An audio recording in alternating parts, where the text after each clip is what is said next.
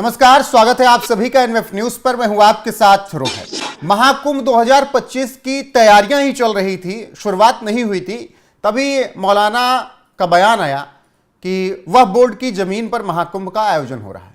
इतने में तो बवाल मच गया। फिर इंतजार होने लगा कि उत्तर प्रदेश के मुखिया योगी आदित्यनाथ क्या कुछ कहते हैं। इस बीच तमाम बयान आए। कहा गया कि वह बोर्ड इतना मनमानी कर रहा है कि अब महाकुंभ की जमीन को अपना जमीन बताने लगा है। तमाम सवाल उठने लगे।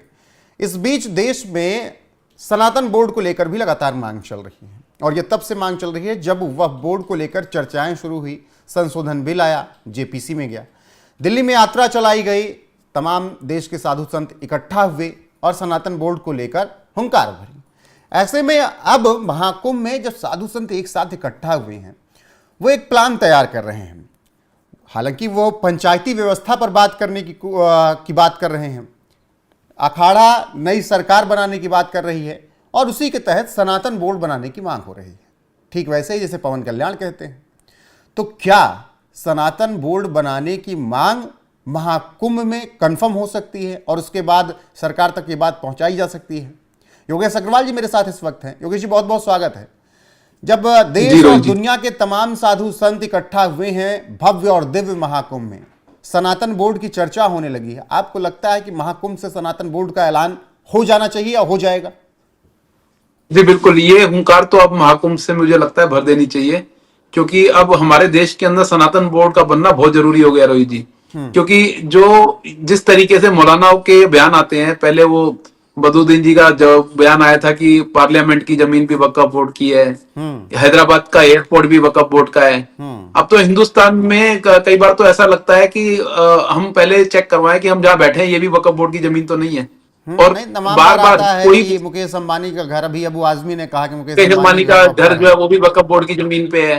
अभी कहते हैं महाकुंभ भी वक्फ बोर्ड की जमीन पे ही हो रहा है, तो हमें रोक नहीं सकते हैं। अरे इनकी मेंटेलिटी पहले तो इनको लगता है मनोचिकित्सक से पहले इनका जांच करवा लेनी चाहिए, इनको अपना चेकअप करा लेना चाहिए। योगेश जी, इनको ऐसा लगने लग गया कि जो जमीनों पर दावा करता है, कल मैंने कहीं पढ़ा, एक सटायर लिखा गया था, वह बोर्ड देश भर के हर जमीन पर दावा करने निकल जाता है, लेकिन वो जो कुआं था, जिसे कहा जाता है कि ठाकुरों का कुआं था, ब्राह्मणों ने उसमें दलितों को पानी नहीं पीने दिया, सटायर था, वो उस पर कभी वह बोर्ड ने दावा नहीं ठोका। वो केवल इसीलिए रखा रहा कि ठाकुरों का कुआं था, ब्राह्मणों ने क्या कहते हैं दलितों को और पिछड़ों को पानी नहीं पीने दिया उसमें। वहां से उनको लगता है ना हिंदू बटते हैं, हाँ। जहां से उनको लगता है हिंदू बटते हैं वहां उनका दावा नहीं ठोकेंगे। लेकिन ये देखिए, कुंभ की जमीन पे भी, जहां महाकुंभ हो रहा है, उसकी जमीन को भी ये बोल रहे हैं कि ये वक्फ बोर्ड की जमीन है। तो अब ऐसे में अब जरूरी हो गया हमारे देश में सनातन बोर्ड बनना, क्योंकि सनातन बोर्ड बनेगा तभी हम अपनी जमीनों को बचा पाएंगे। नहीं तो जिस तरीके का वक्फ बोर्ड का इनका कॉन्स्टिट्यूशन बना हुआ है ना रोहित जी, ये किसी भी जमीन को अपना बोल सकते हैं।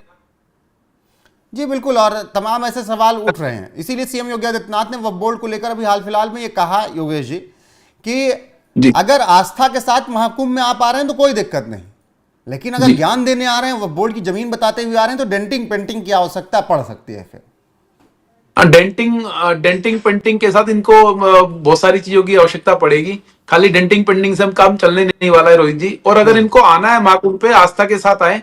अगर आस्था के साथ आएंगे तो कोई भी नहीं रोकेगा इनको। लेकिन अगर ये वहां पर माहौल बिगाड़ने के लिए आना चाह रहे हैं, जमीन पे दावा ठोकने के लिए आना चाह रहे हैं, वहां पर आकर के कोई ऐसी चीजें क्रिएट करना चाह रहे हैं जिससे माहौल खराब हो जाए और चीजें हमारे महाकुंभ के अंदर बिगड़ जाए, तो इनको रोका जाएगा। इनकी डेंटिंग पेंटिंग भी करी जाएगी, इनको पूरे तरीके से ठीक भी करा जाएगा। और योगी सरकार इनको छोड़ने वाली नहीं है।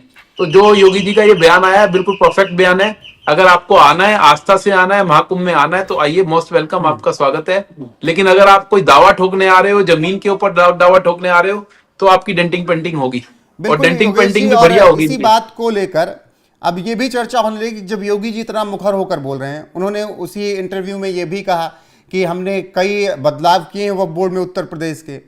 तो उसके आधार पर यह कहा जाने लगा कि महाकुंभ में मौलानाओं ने यह बयान देकर गलती कर दी कि महाकुंभ की जमीन पर जो आयोजन हो रहा है वो जमीन वक्फ की है। योगी जी अब महाकुंभ के बाद वक्फ बोर्ड को खत्म करने के लिए प्लान तैयार करेंगे, ठीक वैसे ही जैसे आंध्र प्रदेश में चंद्रबाबू नायडू और पवन कल्याण की सरकार ने किया।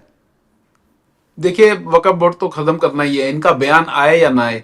योगी जी ने अब अपनी सरकार के अंदर ये स्टेप तो ले ही लेना है। और अब जब यहाँ पर हमारे सनातन बोर्ड की डिमांड उठेगी तो इसके ऊपर भी एक्शन लिया जाएगा। सनातन बोर्ड बनेगा तो बहुत सारी जमीन जो आज की डेट में कहीं ना कहीं आज भी इस तरीके से पड़ी है, बाद में उस पर वक्फ बोर्ड का दावा कर दिया जाता है, वो सनातन बोर्ड में आ जाएगी और हिंदुओं के आस्था केंद्र को हम बचा पाएंगे। नहीं तो आने वाले टाइम में तो ये सभी मंदिरों को, जितने भी हमारे हिंदुओं के आस्था के केंद्र हैं, सबको ये वक्फ बोर्ड की जमीन बता देंगे। इनको करना क्या है, वक्फ बोर्ड के ट्रिब्यूनल में जाकर के ये बोलना है, देखिए हमारे यहाँ पर किसी टाइम में यहाँ पर हमारे ये आस्था चलती थी, यहाँ पर हमारे हिसाब से यहाँ पर पूजा पाठ होते थे और इसलिए इनको वक्फ बोर्ड के अंदर डाल दिया जाए। लड़ते रहो फिर इनके अगेंस्ट। तो ये जो कानून बना हुआ है वक्फ बोर्ड का, ये तो बड़ा ही अनजस्टिफाइड कानून है। इसमें किसी भी तरह की सुनवाई नहीं है और ये किसी भी जमीन को अपना बोलने के लिए तैयार खड़े रहते हैं। तो इसको रोकने के लिए अब सनातन बोर्ड बनना बहुत जरूरी हो गया। बिल्कुल। अब वो बोर्ड और से आगे थोड़ा आते हैं, महाकुंभ में जिस तरीके से पूरे देश और दुनिया के संत इकट्ठा हुए हैं, दुनिया भर के तमाम ऐसे लोग आ रहे हैं जो बहुत संपन्न हैं, अरबों खरबों की संपत्ति, वो सनातन में रमे हुए हैं। कई ऐसे लोग हैं जो बहुत पढ़े लिखे हैं, वो साधु संत बन के अध्यात्म की ओर चले गए। उसके बाद अब क्या ये नहीं हो जाना चाहिए योगेश जी कि एक मंच जब मिल गया है सबको महाकुंभ का, वहाँ पर सभी साधु संत बैठें, प्लान करें, प्लान तैयार करें और उसको सरकार तक भेजें कि भाई अब देखिए बहुत हो गया, जेपीसी में क्या हो रहा है क्या नहीं हो रहा है वो बोर्ड के साथ, उससे हमको नहीं मतलब है। आप खत्म कर रहे हैं नहीं खत्म कर रहे हैं वो बात की बात है, कितना संशोधन कर रहे हैं वो आप जाने, लेकिन अब सनातन बोर्ड उसके पैरेलल चाहिए। क्या संतों को ये मांग करनी चाहिए और ये मांग जायज है क्या? बिल्कुल करनी चाहिए। देखिए ये मोदी जी की 3rd टर्म है और मुझे लगता है कि अब मोदी जी के पास जो बचा है काम करने के लिए वो यही बचा है कि वो सनातन बोर्ड बना दे। और ये सनातन बोर्ड बनेगा तभी हिंदुओं की आगे बातें सुनी जाएंगी, तभी हमारे आस्था के केंद्र बचेंगे। नहीं तो जो ये चीजें चल रही हैं रोहित जी, अगर अभी भी इन बातों पे ध्यान नहीं दिया गया, अगर अभी भी हमारे जितने भी संत हैं इकट्ठे होकर के हुंकार नहीं भरेंगे तो ये बहुत ही समस्या वाली चीजें हैं। आने वाले टाइम में हमें बहुत सारे ऐसे कॉन्सिक्वेंसेस फेस करने पड़ेंगे जो हमने सोचे भी नहीं है। तो ये बिल्कुल राइट टाइम है, हमें इकट्ठे होकर के सनातन बोर्ड की डिमांड करनी चाहिए, पूरे देश भर से इसके लिए आवाज उठनी चाहिए। लेकिन मुझे ये बताइएगा, कोई देश का और नेता पवन कल्याण से के अलावा, इनफैक्ट मैं योगी आदित्यनाथ की भी बात कर रहा हूं, उस तरीके से उन्होंने डायरेक्ट जवाब नहीं दिया कि सनातन बोर्ड बनेगा।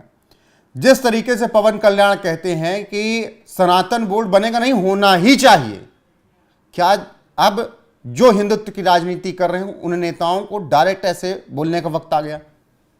बिल्कुल वक्त आ गया है, क्योंकि देखो वोट बैंक पॉलिटिक्स से निकलना पड़ेगा इन नेताओं को। जो भी ऐसे नेता हैं जो हिंदुओं के पक्ष में बात करते हैं, अब वो उनको ये छोड़ना पड़ेगा कि हम एक पर्टिकुलर समुदाय के वोट नहीं पड़ेंगे। अगर वो सोचते हैं उनको ये वोट पड़ते हैं तो वो गलत सोच रहे हैं।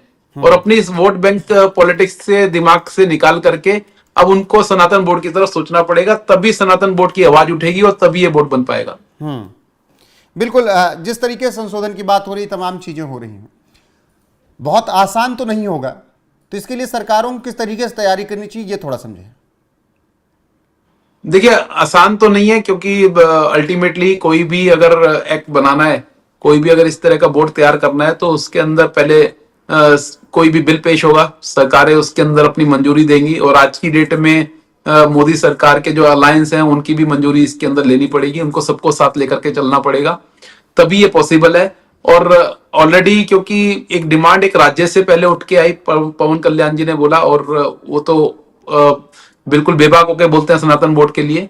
तो अब कहीं ना कहीं सारे नेताओं को और सारे हिंदुस्तान के अंदर जितने भी ऐसे सरमाएदार लोग हैं जो भी चाहते हैं कि आने वाले टाइम में हम सनातन बोर्ड की तरफ चलें, तो सबको इकट्ठे मिलकर के ये आवाज उठानी पड़ेगी और ये बिल पास कराने पड़ेंगे हमें, राज्यसभा में भी और लोकसभा में भी, तभी ये बोर्ड बनना पॉसिबल है। इतना आसान नहीं है, राह इतनी आसान नहीं है, लेकिन अगर आज इसके ऊपर काम करना शुरू करेंगे तो आने वाले टाइम में हम सोच सकते हैं कि सनातन बोर्ड बनेगा। आसान नहीं है, लेकिन मंच महाकुंभ का है तो राह वहां से बनाई जा सकती है।